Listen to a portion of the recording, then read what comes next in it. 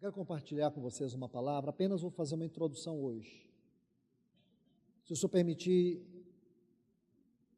em outros domingos, outras reuniões, eu quero continuar este assunto. Transformados à imagem de Cristo. Vamos ler uma sequência de textos, iniciando com Romanos capítulo 8, por favor. Vamos prestar atenção nos detalhes desses textos. Transformados à imagem de Cristo. Romanos capítulo 8, os versículos 29 e 30. Sabemos que todas as coisas cooperam para o bem daqueles que amam a Deus, daqueles que são chamados segundo o seu propósito.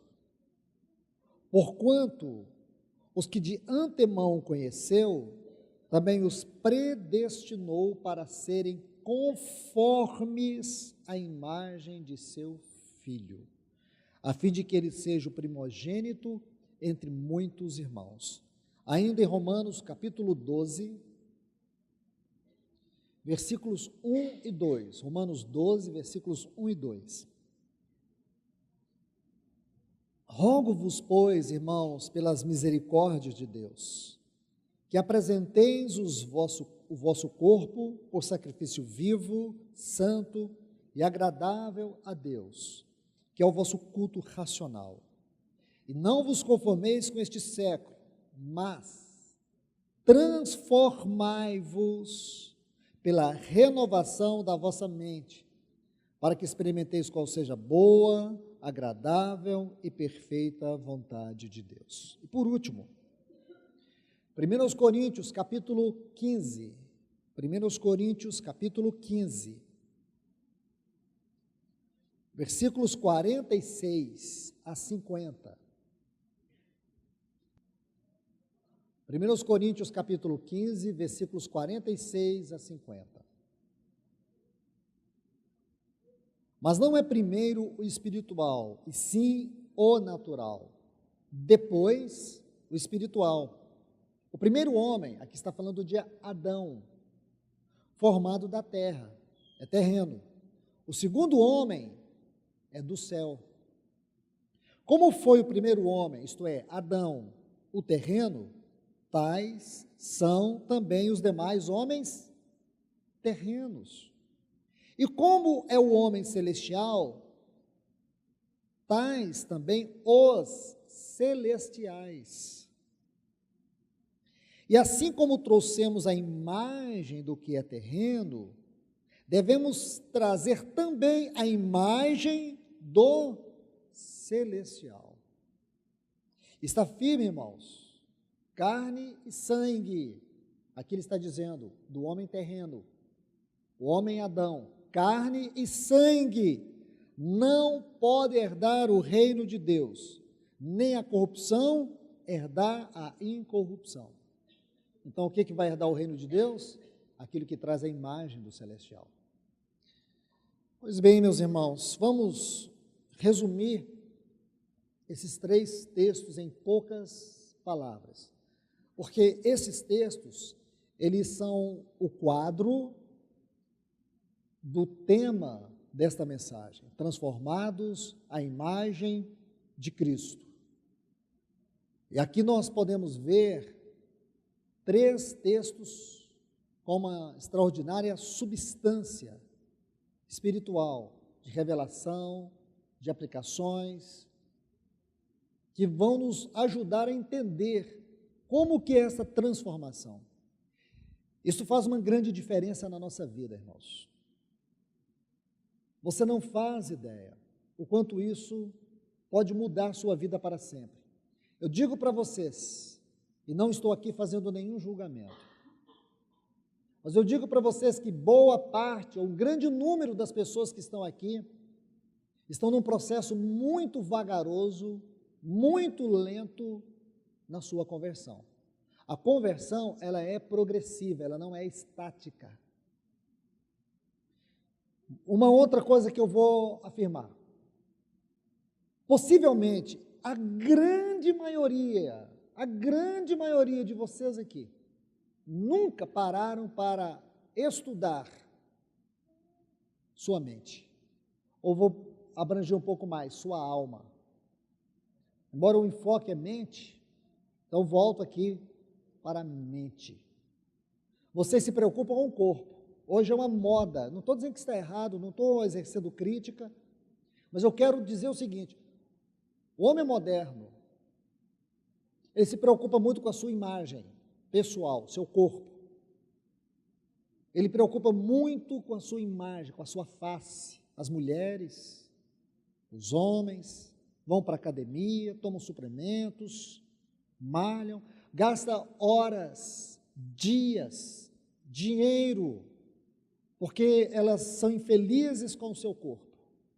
Aumenta ali, tira ali, sobe ali, desce ali, faz de tudo para o seu corpo, mas não se preocupa nada com a sua mente. E o problema da sua infelicidade não está no seu corpo, está na sua mente. Compreende, irmãos? Não é melhorar o seu rosto, é a sua mente.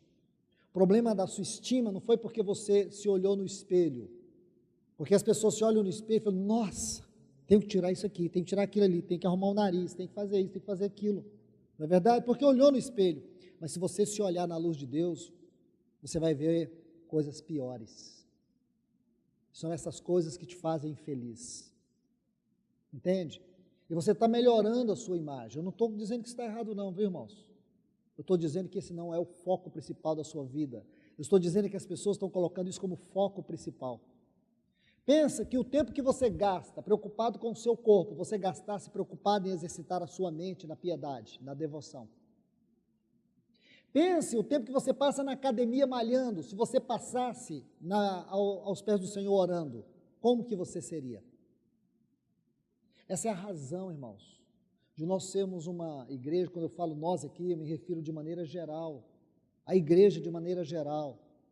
Ela está lotada de pessoas emocionalmente doentes, emocionalmente escravizadas, insatisfeitas.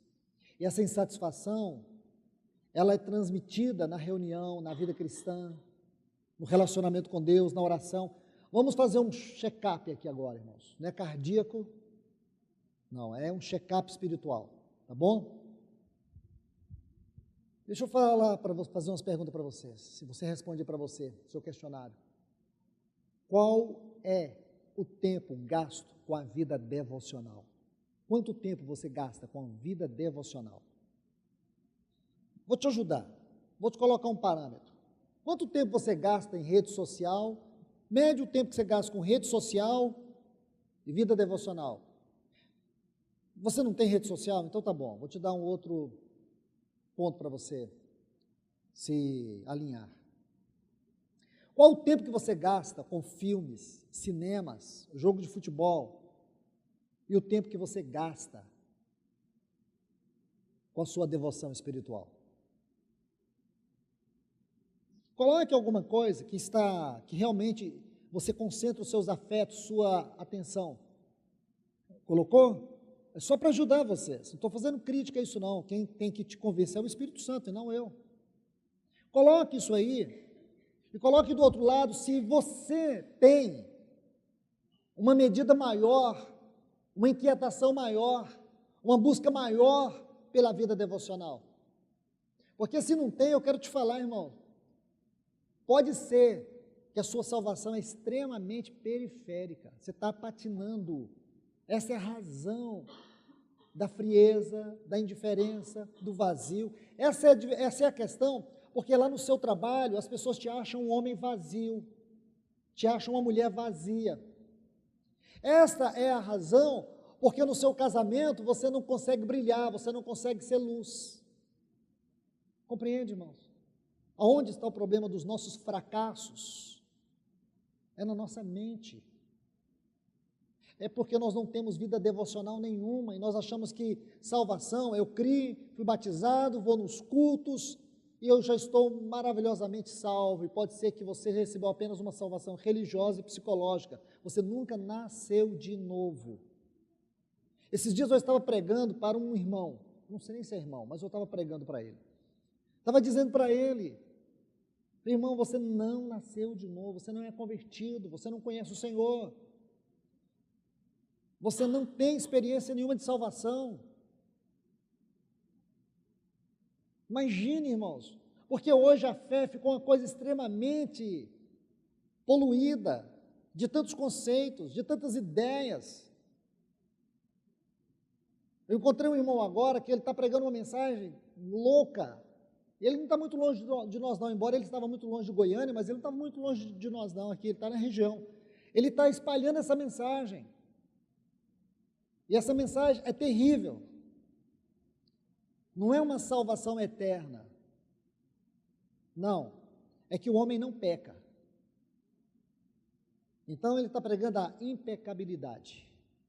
E essa mensagem é muito forte na região do Paraná, foi para a região do Nordeste e infestou muitas comunidades. Eu ouvi e vi pessoas expondo essa mensagem com tanta ousadia, e o irmão sustentando que não peca, nós não pecamos mais. Ô irmãos, nós vamos ter que destruir boa parte da Bíblia, porque essa natureza adâmica, ela ainda está aqui. É por isso que nós temos que compreender o que é o caminho da cruz. Você não pode ficar brincando com os seus pecados, você não pode ficar brincando com a sua mente. Irmãos, é um lugar que não devia, mas ele é ainda obscuro para nós, a nossa mente, os nossos afetos. Todos nós aqui sofremos e nos desgastamos por causa dos nossos afetos. E nesse estudo, meu desejo é lhes mostrar, irmãos, como o Senhor tem tanto me ajudado, como ajudado muitas outras pessoas a entender o que é uma mente transformada. O que é ser conformados à imagem de Cristo? Como nós vamos ser conformados à imagem de Cristo com uma mente poluída, corrupta? Meus irmãos, deixa eu colocar um ponto simples, porém significativo, extremamente importante. Nós somos uma tricotomia. Corpo, que opera por meio dos 5 sentidos, o espírito, que tem 3 faculdades, e a alma, que também tem 3 faculdades. Quando Deus criou o homem, aquele homem de Gênesis capítulo 1 e 2, ele era um homem governado pelo seu espírito. O espírito tem 3 faculdades.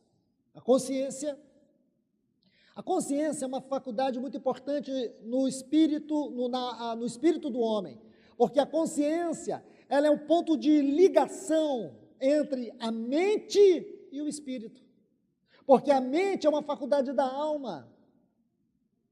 Na mente, a mente ela é tanto receptora, como ela é também transmissora.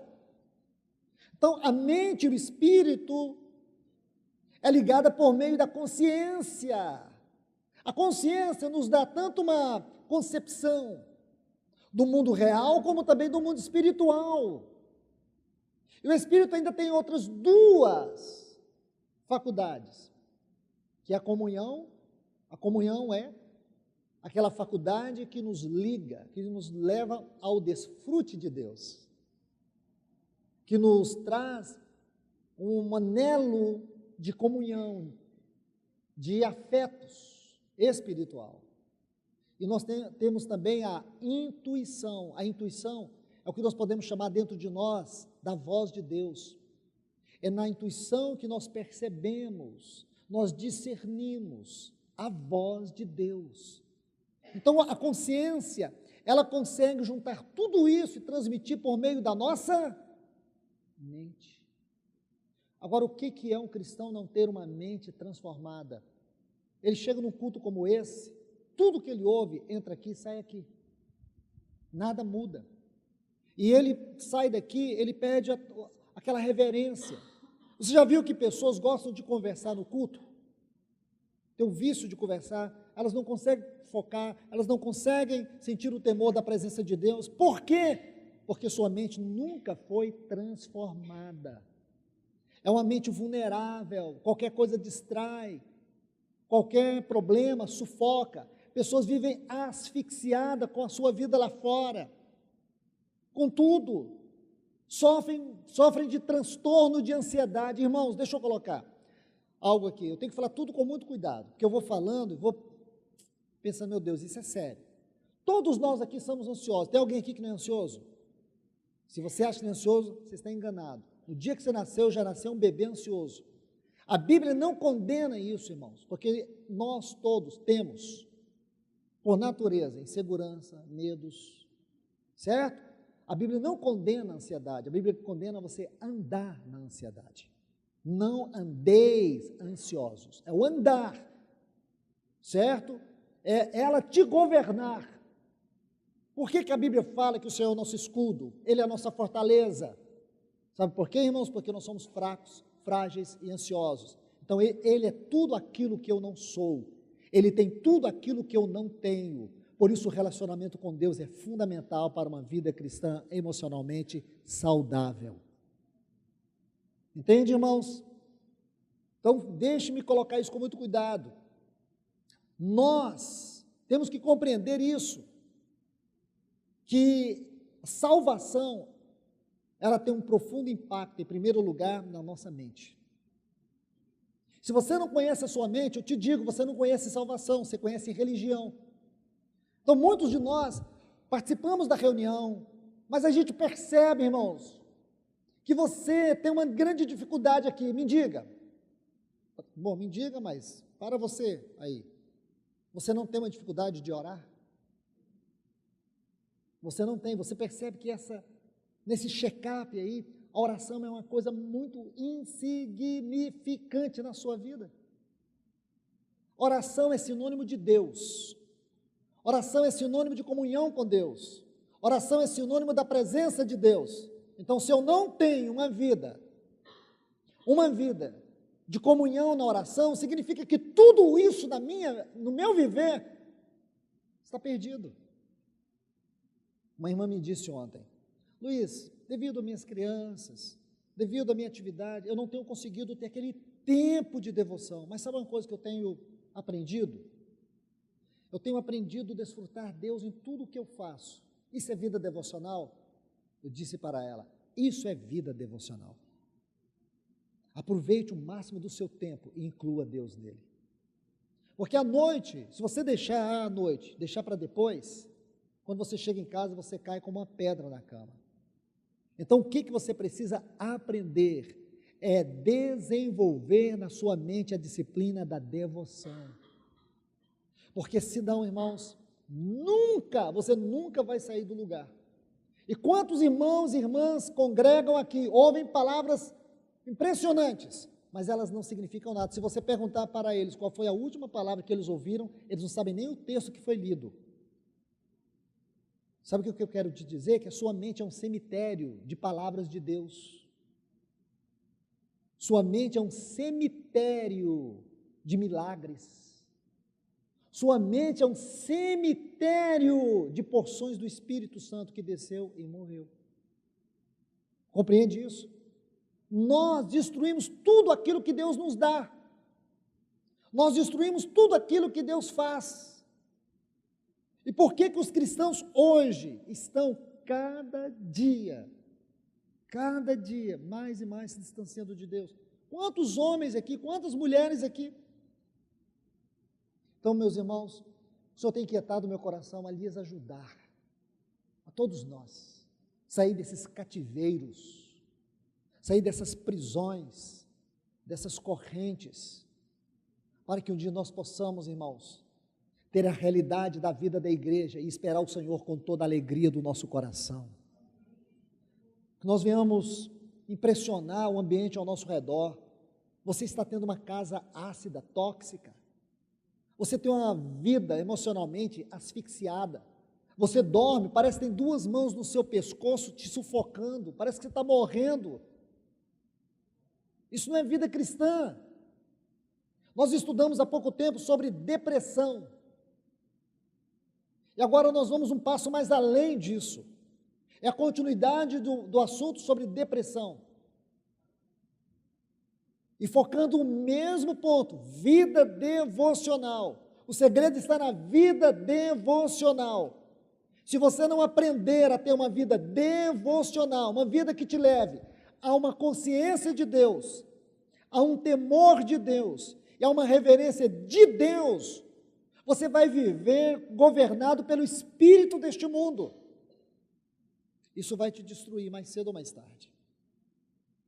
Porque as lutas que nós passamos na carne, as lutas que passamos na vida conjugal, as lutas que passamos com os nossos filhos, as lutas do dia a dia, elas são sufocantes. Elas nos prendem, nos aprisionam, nos asfixiam de tal forma que quando você vê, o temor de Deus foi embora, a reverência foi embora, a consciência foi embora, nós nos perdemos, ficamos com o coração rebelde. Estamos estudando, eu estudei pelo menos 2 palavras com vocês na reunião de estudo na quinta. Estamos falando sobre o governo de Deus sobre a sua casa. Lá em Números 33, aquela estação de Quelata, a 19ª estação da peregrinação do povo de Israel pelo deserto. Ali nós estamos estudando algo muito importante. Houve uma rebelião. Quelata significa assembleia. Quando você traduz o significado espiritual desta palavra, significa uma assembleia caída em confusão.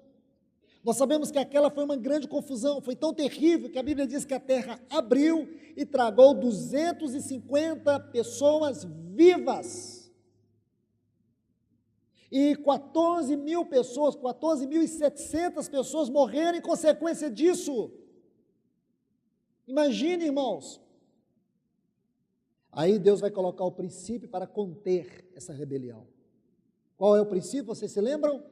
Moisés fala assim, Deus fala por meio de Moisés. Ordene que esses homens aí tragam todos os seus incensários. Isso está em Números capítulo 16. Biblicamente, na tipologia, o que significa incensário? Oração. Aí Deus diz assim, traga os seus incensários e coloca aos meus pés diante de mim. Então qual é a pergunta, irmãos? Qual é a grande lição que nós temos aqui? A grande lição é, você tem uma vida de oração aos pés do Senhor? Isso é você que tem que responder, não sou eu. Você tem uma vida de oração aos pés do Senhor? Ou você só ora no momento da comida? Ou suas orações são aqueles pequenos lampejos? Você tem vida de piedade? Você tem vida piedosa? Porque se você não tem, irmãos, você já se conformou com o mundo. O mundo já tomou o seu lugar. A Bíblia diz que nós não podemos servir a 2 senhores. Tem um Senhor aí, você precisa tirar a máscara dele. Porque você está achando que é um, e o Senhor não usa máscara, e diz a minha glória, a outro eu não darei. Por isso que a sua mente está tão doente, está tão vazia, porque Deus não está habitando nela. Mente, vontade, emoções, o que você sente, o que você pensa, o que você deseja, são as faculdades da sua alma. Você está vivendo uma vida almática que nós estamos acabando de ler, não herdará o reino de Deus. Aqueles que vivem sua vida na esfera da alma, no controle da alma, da carne, não herdarão o reino de Deus.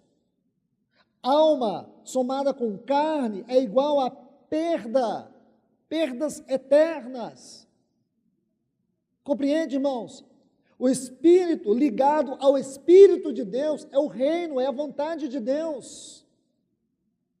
Então, por favor, entendam isso. Isso é muito sério, isso é fundamental. Observe bem. Vamos olhar cada um desses textos.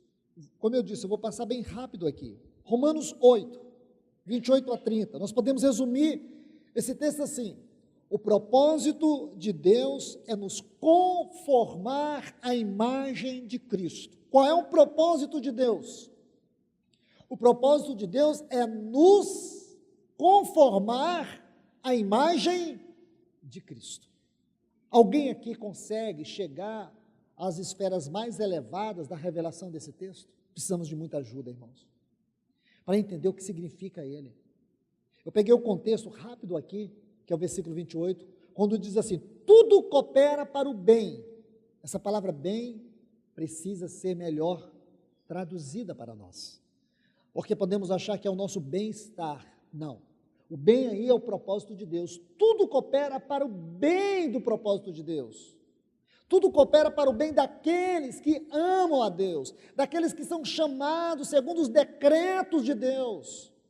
Aí ele vai concluir, porque essa expressão porquanto é uma expressão conclusiva. Porquanto, ele vai concluir. Tudo, escute, tudo na sua vida é um trabalho de Deus. Quando você chegar ao final da sua vida, diante de Deus, você vai perceber que Ele fez tudo. Tudo, você queria que Ele fizesse tudo perfeito, e Ele não fez tudo perfeito. Ele permitiu imperfeições, Ele permitiu limitações, Ele permitiu lutas, Ele permitiu tribulações. Você acha que o seu cônjuge é o grande problema, você acha nele 1000 problemas, e você se vê um homem perfeito, uma mulher perfeita. Talvez você até diga, se tivesse tido uma oportunidade, Deus me desse outra oportunidade, eu não casaria com ele de novo, eu não casaria com ela de novo. Mas eu quero te falar, o problema não é o seu cônjuge, o problema não é a sua família, o problema é você. E te falo mais, não importa o que você pensa, importa é que do mesmo jeito Deus estaria trabalhando na sua vida. Você vai demorar a entender isso, está imperfeito para você, mas Ele está operando, juntando todas as coisas para alcançar o propósito dEle, para que um dia Cristo seja formado na tua vida. O propósito final não é que você seja um homem feliz no seu casamento, uma mulher feliz no seu casamento, um homem feliz com as suas conquistas, com o seu trabalho. O final da sua vida é que um dia Deus vai olhar para a sua face e vai ver a face de Cristo formada em você. Este é o propósito final. Este é o propósito. Porque quando Paulo diz em Efésios 5, e o versículo 32, grande é este mistério, mas eu me refiro a Cristo e a igreja. Qual é o mistério? Os versículos anteriores, o versículo 30, quando ele diz assim, somos membros do seu corpo, da sua carne e dos seus ossos. Qual é o grande mistério aqui, irmãos? É que dos dois, Deus fez uma só carne. É o que Paulo está falando. Aí ele diz, grande é esse mistério, porque nós e Cristo nos tornaremos um só corpo na eternidade vindoura. Compreende? Cristo formado em nós. Paulo diz assim, aos Gálatas capítulo 4, versículo 19, filhinhos, por quem de novo sofro dores de parto. Irmãos, eu queria fazer um pequeno parêntese aqui. Irmãos do Ministério da Palavra, irmãs do Ministério da Palavra, porque eu quero dizer aqui para as irmãs que ministram para as crianças, vocês não ministram numa esfera inferior não, irmãs. Não deixe ninguém dizer para você que você ministra na salinha, como se lá fosse uma salinha pequenininha, uns meninos pequenininhos, umas coisinhas insignificantes. Você ministra para a gente, você ministra para homens e mulheres que um dia estarão sendo usados por Deus, porque Ele começou a usar você na vida deles. Então você não faz uma obra menor não. Então quando eu falo Ministério da Palavra, eu incluo todas essas irmãs que dedicam esse ministério tão lindo aqui entre nós, com as crianças, com os jovens, com os adolescentes, todos os irmãos e irmãs. Vocês precisam sofrer, sentir dores de parto, no exercício daquilo que Deus confiou a você, porque esse é o trabalho do Ministério da Palavra, para que um dia Cristo seja formado em cada pessoa. Paulo diz, filhinhos, por quem de novo sofro dores de parto, até Cristo ser formado em vós. Nós não pregamos para que as pessoas sejam financeiramente bem-sucedidas, para que as pessoas sejam felizes nesse mundo. O propósito final daquilo que Deus nos confiou é para que cada pessoa seja conformada à imagem de Cristo. Este é o ministério. Então, vamos para o capítulo 12 de Romanos. Aqui nós vamos extrair apenas uma frase que vai sintetizar esses dois textos. Nossa vida deve ser um culto a Deus. Então, primeiro nós vimos o propósito supremo. O propósito supremo de Deus no homem é que o homem um dia possa ser conformado à imagem de Cristo. Agora, vamos ver os detalhes. Aqui está, nesses dois textos, Paulo fala assim: rogo-vos, pois, eu já falei sobre essa frase, ela é muito forte, irmãos, pelas misericórdias de Deus, que apresenteis os vossos corpos como sacrifício vivo, santo e agradável a Deus, que é o vosso culto racional. E não vos conformeis, não entreis, a palavra conformeis é entrar na forma, na medida exata. Não entre no padrão do mundo, não entre nas medidas do mundo. Sabe por quê? Porque se você entrar no padrão do mundo, se você entrar nas medidas do mundo, você nunca vai ter uma mente transformada. Irmãos, irmãs, quem aqui de nós não temos cicatrizes profundas na mente? Você sabe muito bem, irmãos, a neurociência explica isso. Existe a MUC, que é a memória de uso contínuo, memória de uso contínuo. Essa parte da memória de uso contínuo é muito importante. E tem também a RAM, que é o registro automático da memória. Então, essas duas siglas, a MUC e a RAM, elas são significativas. Porque nós gastamos 90% da nossa memória, que ele chama MUC, memória de uso contínuo. E gastamos 10% com a RAM, que é o registro automático da memória. Nessa parte da nossa mente, do nosso cérebro aí, existem janelas, eu já falei sobre elas. É isso que a neurociência ensina. Nessas janelas estão registradas nosso conhecimento e nossas emoções. A primeira janela, que é a neutra, você armazena todas as informações intelectuais de conhecimento, número de telefone, datas, compromisso, conhecimento intelectual, está tudo aí. Mas existem outras duas, que é a light, onde estão registradas todas as emoções positivas da sua vida. No dia que seu filho nasceu, o dia que você casou, seja essas datas importantes, esses acontecimentos que marcaram, estão aí, nessa janela light, ou luz. Mas também nós temos, irmãos, na nossa memória, ou na nossa mente, uma janela chamada killer, que vem do inglês assassino, porque é uma janela asfixiante, é a janela que nos aprisiona, que nos mantém em cativeiro. É aí que estão profundas lesões. Essas janelas, irmãos, elas são ferramentas de controle. Quando eu estudo a palavra de Deus, junto com a neurociência, como isso fica claro para mim, porque a Bíblia fala assim, em Provérbios 4:23, sobre tudo que se deve guardar, guarde o teu coração. Coração, irmãos, a Bíblia quando fala de coração no hebraico, fala da mente, vontade, emoções, somada à consciência, somada à consciência. Então o que ele está dizendo, guarde os seus afetos, porque é deles que procede as fontes da vida. Nós vamos falar disso numa outra oportunidade, porque precisamos ler alguns textos aqui. Quando Deus fala para Jeremias que o povo havia abandonado ele, manancial de águas vivas, e havia cavado cisternas rotas. Aqui há duas figuras na nossa mente, irmãos. Porque se a nossa consciência não encontra na nossa mente um livre acesso, se a nossa mente, irmãos, ela não está governada pela voz da consciência, mas ela está governada pela forma do mundo, pelo modelo do mundo, então a consciência não trabalha. Por isso que na Bíblia, no Novo Testamento, você vai ver muitas vezes falar da boa consciência. Paulo escrevendo a Timóteo, ele fala da boa consciência. Na primeira epístola de Pedro, ele fala da boa consciência. Por quê? Porque a nossa consciência, ela se torna má, não é que ela se torna má, é que ela não cumpre a sua função. Quando o homem pecou, quando eu falava da tricotomia, irmãos, era o espírito que governava a consciência. A consciência governava a mente. Assim era a vida de Adão antes do pecado. Quando Adão pecou, ele tomou consciência de si mesmo. Porque a consciência de mim mesmo é a alma que dá.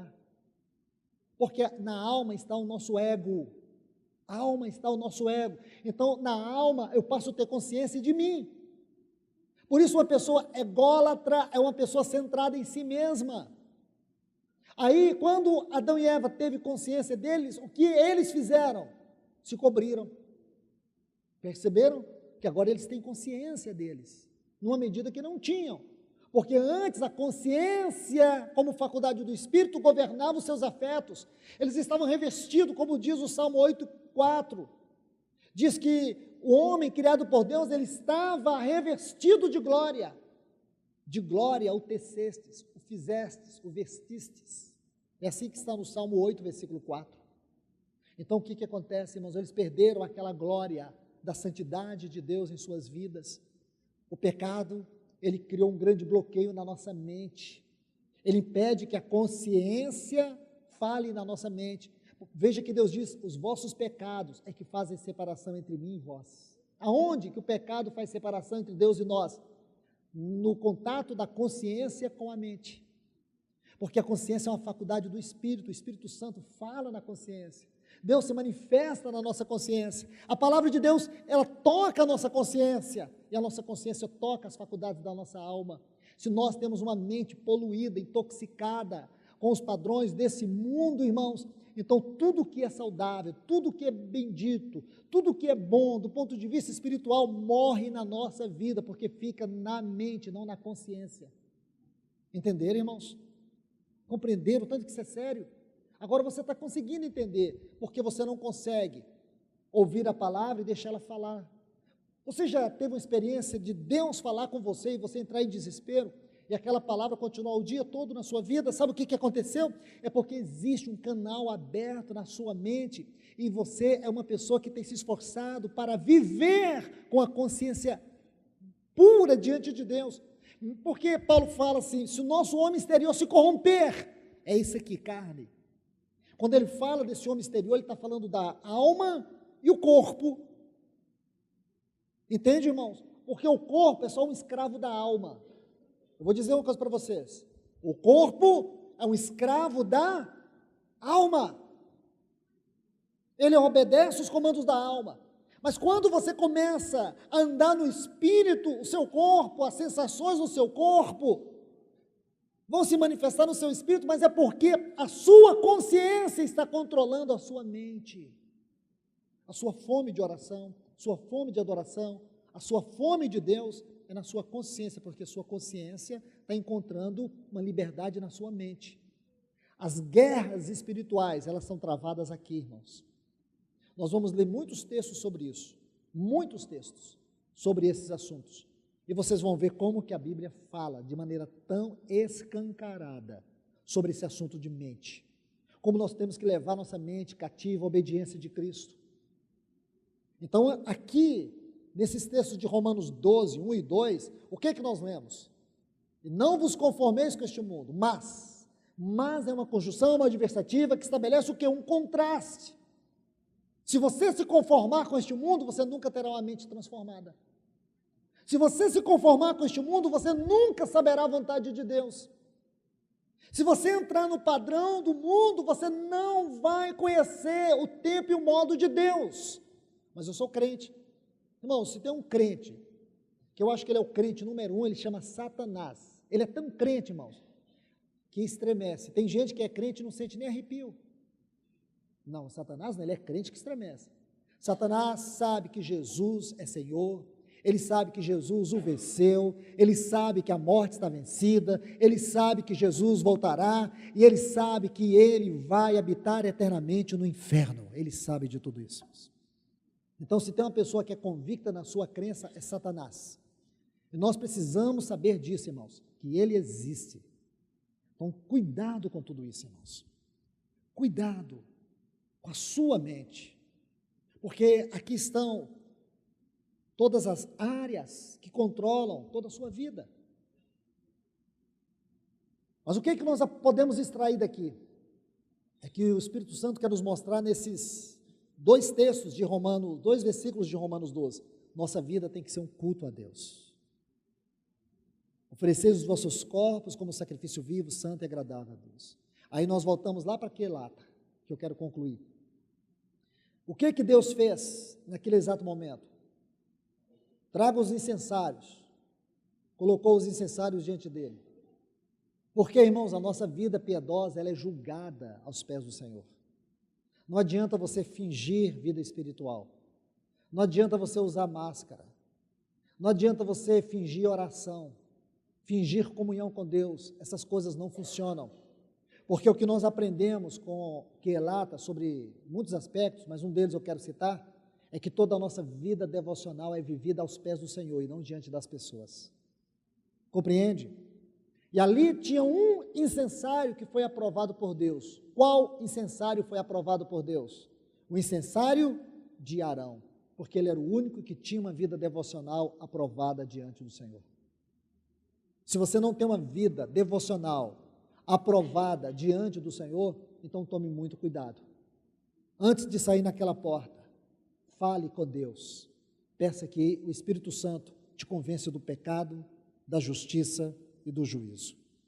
E você vai ver no capítulo 17, do livro de Números, quando eles chegam no Monte Séfer, Deus diz assim para Moisés: tome cada um deles os seus bordões, 12 príncipes de cada uma das tribos, coloque esse bordão na minha presença, no tabernáculo do testemunho.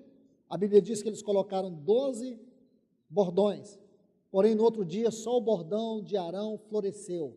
Isso fala do poder da vida em ressurreição. O bordão ali é uma figura do ministério da palavra. Traduzindo de maneira geral, é o nosso relacionamento com a palavra de Deus. Se o nosso relacionamento com a palavra de Deus não for vivo, não for eficaz, ela também não tem nenhuma eficácia na nossa vida, irmãos. Eu vou repetir isso. Se o seu relacionamento com a palavra de Deus é um relacionamento superficial, não é um relacionamento devocional, não é um relacionamento espiritual, ela não vai cumprir a eficácia que ela tem na sua vida. Você pode ler, pode ouvir, você pode ler o que você quiser, mas se você não tiver um relacionamento aos pés do Senhor, um relacionamento aprovado por Deus. Por isso Paulo diz para Timóteo: procura ser um homem aprovado, um obreiro aprovado, que saiba manejar, manusear essa ferramenta que é a palavra de Deus. Nós precisamos saber, irmãos, que isso tudo é checado por Deus. Ele está sondando todas as coisas. O salmista diz: sonda-me, ó Deus, no Salmo 139. Sonda-me. O sentido é: entre profundo no meu coração e vê o que está errado. Nós precisamos, irmãos, que o Deus, Ele entre profundo no nosso coração e veja todos os caminhos errados que estão lá dentro, e que Ele tenha, e só Ele tem, o poder e a liberdade de nos trazer para o caminho certo.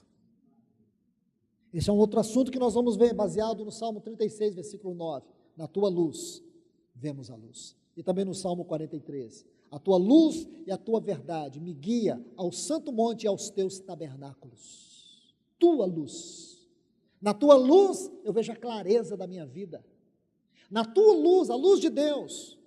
Jesus disse: eu sou a luz do mundo. Então isso aqui é uma expressão do Senhor. Na luz de Deus, irmãos. Quando eu estou não no espelho da minha alma, mas quando eu estou no espelho da luz de Deus, aí eu vejo. Não é se o meu nariz está torto, está para cima ou está para baixo. Aí eu começo a ver as cicatrizes mais profundas. Eu começo a ver as trevas que tem no meu coração, e nessa luz, eu vejo a luz. É isso que está no Salmo 36, 9. Aí eu tenho clareza. A tua luz e a tua verdade me guiam para os teus tabernáculos, para o alto monte, os teus tabernáculos. Isto é, para uma vida piedosa, mais alta, mais profunda. É isso que nós precisamos, irmãos, porque aí sim nós vamos sair da periferia. Deixe-me concluir agora com esse último texto. 1 Coríntios, capítulo 15, versículos 46 a 50. Vamos traduzir assim, colocar uma frase bem curta para a gente concluir. O cristão vive a realidade da vida natural e a sobrenaturalidade da vida celestial. Eu vou repetir. O cristão vive a realidade da vida natural, a vida que nós vivemos, o seu cotidiano, suas ocupações, suas funções, tudo isso é a naturalidade da sua vida real. Mas o cristão também vive a sobrenaturalidade da vida celestial. Só o cristão. É isso que nós estamos perdendo. É nisso que nós estamos falhando. Porque nós estamos cumprindo o nosso papel de maneira natural. Amém. Só que nós estamos falhando em cumprir o nosso papel celestial. E aqui nós temos que ver outros textos, irmãos. Não dá para ver agora. Eu só estou introduzindo o assunto. Aqui nós precisamos ver quem é Deus e o que Ele fez quando nos criou. A Bíblia diz que Ele colocou a eternidade no nosso coração. Em Zacarias 12, você vai ver que Ele vai fazer uma descrição do universo, o Deus que criou o universo, o Deus que criou a terra e colocou o Espírito dentro do homem. São 3 dimensões. Escute isso, irmãos. 3 dimensões. A dimensão do universo, a dimensão da terra e a dimensão do espírito do homem. Você pode imaginar quão profundo é o nosso espírito e o seu espírito, o nosso espírito, irmãos. É uma faculdade importantíssima. Você é alma, isso aí tem a ver com a naturalidade da sua vida. Mas você é espírito, isso tem a ver com a sobrenaturalidade celestial da sua vida. E aqui muitos cristãos estão falhando. Nós lemos biografias de homens e ficamos espantados. Você lê a biografia da Madame Guyon, como essa mulher sobreviveu tão oprimida, tão asfixiada, num casamento doente, cercada de tantas oposições, como ela pôde ter uma vida cristã profunda? Simples, irmãos, essa frase diz isso para vocês. Ela aprendeu 2 coisas: viver o mundo natural e viver o mundo celestial. Ser uma mulher humana, mas também saber que dentro dela o seu espírito celestial, faculdade que Deus criou para que o Espírito Santo viesse nos habitar. Isso, irmãos, não causa calafrios mais em nós. Você pensar que você é habitado pelo Espírito de Deus. Você pensar que Deus te criou para um relacionamento íntimo e profundo com Ele. Por que isso não nos impacta mais? Sabe por quê, irmãos? Simples. Eu ficava em crise com isso. Eu ficava enlouquecido com isso. Eu pensava que se o meu fim era viver sozinho numa cabana, longe de todo mundo, que eu não aguento ver esses irmãos que ouvem a palavra, entra aqui, sai aqui, que não cresce, que não avançam na periferia, não quer nada com Deus. Eu pensava que esse era o meu fim, mas agora está claro para mim. A mente intoxicada, mente que não é transformada, mente mundanizada. Então ainda há um caminho. O Senhor vai nos ensinar sobre isso e vai haver libertação. Quem quiser libertação, vai ter libertação. Quem quiser cura, vai ter cura. Não faça da sua vida um cemitério. Compreende, irmãos? Faça dele um jardim. Não deixe a palavra de Deus morrer mais uma vez na tua vida. Quantos milagres de Deus você está deixando de desfrutar? O quanto da comunhão, o quanto da presença, o quanto da vida de Deus está se perdendo no dia a dia, da naturalidade da sua vida. Porque você não tem compreendido que há um sobrenatural sobre você. Você está se minimizando. Você está se permitindo o diabo te apequenar em afetos passageiros. Escute, seu casamento é passageiro. Nossos filhos, tudo é passageiro, irmãos, mas eles fazem parte de um propósito nessa vida natural, e está nas mãos de Deus. Suba, aprenda a subir no mais alto da presença de Deus, e ter face a face com Ele, irmãos. Esse é um dos pontos também da mensagem. Se tem uma das coisas mais libertadoras da Bíblia, é o ensino sobre a face de Deus. Quando a Bíblia diz que a presença de Deus estava no jardim do Éden, a palavra ali, irmãos, é peniim, face, a face de Deus. Quando Adão se escondeu da presença de Deus, não era da presença, era da face. E você vai ver, irmãos, que a face de Deus nos foi transmitida na criação. Criou, pois, Deus o homem a sua face, imagem. Porque o propósito de Deus era que a face dele fosse refletida no homem. O pecado tirou isso, irmãos. E você vai ver que a nossa busca é pela face de Deus. Você vai ver que o conflito do Getsemane, irmãos, era o conflito da vontade de Deus e da face de Deus. Porque ele precisava cumprir a vontade de Deus, do Pai, sem perder a face do Pai. Mas ele sabia que para cumprir a vontade do Pai, ele perderia a face do Pai. Por isso que lá na cruz ele disse: Deus meu, por que me desamparastes? Porque ele não podia mais contemplar a face do Pai. Porque aquele que não conhecia o pecado, Deus o fez pecado por nós. Então nós vamos perceber, irmãos, e entender, porque a face de Deus é transformadora de caráter. Na experiência de Jacó, quando ele viu a face de Deus, a sua alma foi salva. Irmãos, nessa frase tem muito que nós aprendermos para o nosso dia a dia. Que o Senhor nos ajude, irmãos. Que o Senhor nos abençoe. Senhor, nós te louvamos, te agradecemos e te entregamos esse tempo da tua palavra. Está nas tuas mãos, Senhor. Que o Senhor encontre aqui corações onde a tua palavra possa falar, onde a tua palavra possa entrar de maneira viva, de maneira eficaz, de maneira poderosa. Porque muitos de nós estamos em cativeiros que têm nos estraçalhado, Senhor, por dentro, esmagado por dentro, tirado a nossa força, o nosso vigor, a nossa alegria espiritual, o nosso prazer em te servir. Temos nos tornado um modelo, Senhor, desse mundo, porque o mundo tem sido uma forma para os nossos padrões e valores. Senhor, destrói isso na nossa mente, todas as cadeias que aprisionam a nossa mente, essa janela da nossa alma, essa janela que assassina, que destrói, Senhor, os teus planos, o teu propósito, a tua vontade, que torna a nossa fé um pó. Senhor, que tua palavra nessa noite, como um grande martelo, venha quebrar todas as fortalezas, Senhor. Vem destruir todos os sofismas, todos os enganos da nossa mente, para que a tua voz encontre livre acesso dentro de nós. Senhor, nos ajude, Senhor. A tua igreja nesse tempo está precisando de um socorro urgente do Senhor. Urgente, Senhor. Nossos valores estão errados, nosso caminhar está errado, a nossa busca está errada, porque a nossa mente está sendo escravizada, Senhor, pelos padrões desse mundo. Ajuda-nos, Senhor. Nós queremos viver o sobrenatural da vida celestial, mesmo nessa terra, Senhor. Nós queremos entrar no teu santo templo, na tua presença, e ter liberdade de te adorar, Senhor. Ajuda-nos, ó Deus.